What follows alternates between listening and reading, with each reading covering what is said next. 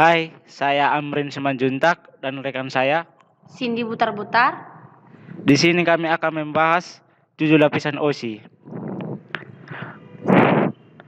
OSI dibagi menjadi 7 lapisan. 1. Application layer. 2. Presentation layer.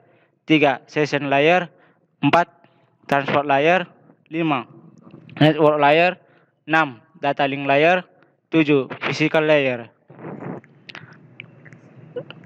Application layer. Application layer berfungsi sebagai antarmuka dengan aplikasi dengan fungsionalitas jaringan, mengatur bagaimana aplikasi dapat mengakses jaringan, dan kemudian membuat pesan-pesan kesalahan.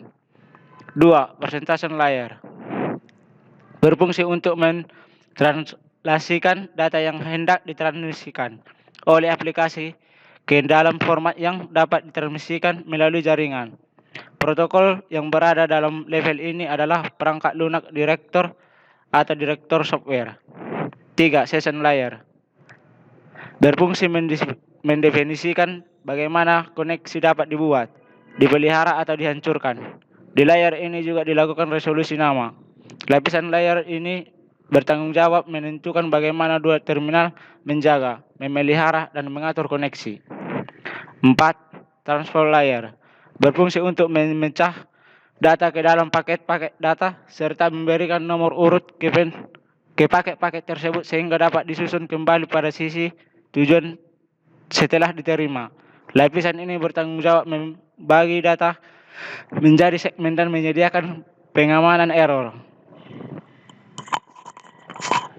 5. Network layer. Berfungsi untuk mendefinisikan alamat-alamat ID, membuat header untuk paket-paket, kemudian melakukan routing melalui internet working dengan menggunakan router dan switch layer.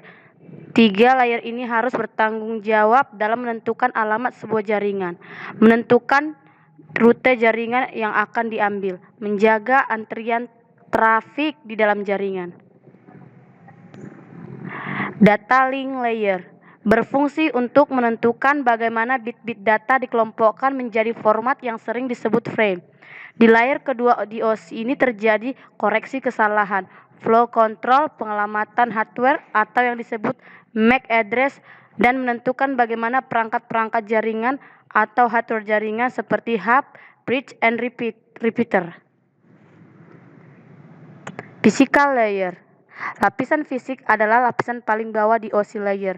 Lapisan ini berfungsi untuk mendefinisikan media transmisi jaringan, desain jaringan, topologi jaringan, dan pengkabelan. Lapisan ini dikenal sebagai lapisan yang mengatur tentang pengkabelan. Thank you. Dan inilah akhir dari pembahasan kami tentang lapisan OSI. Terima kasih sudah mengunjungi video kami. Silakan di like.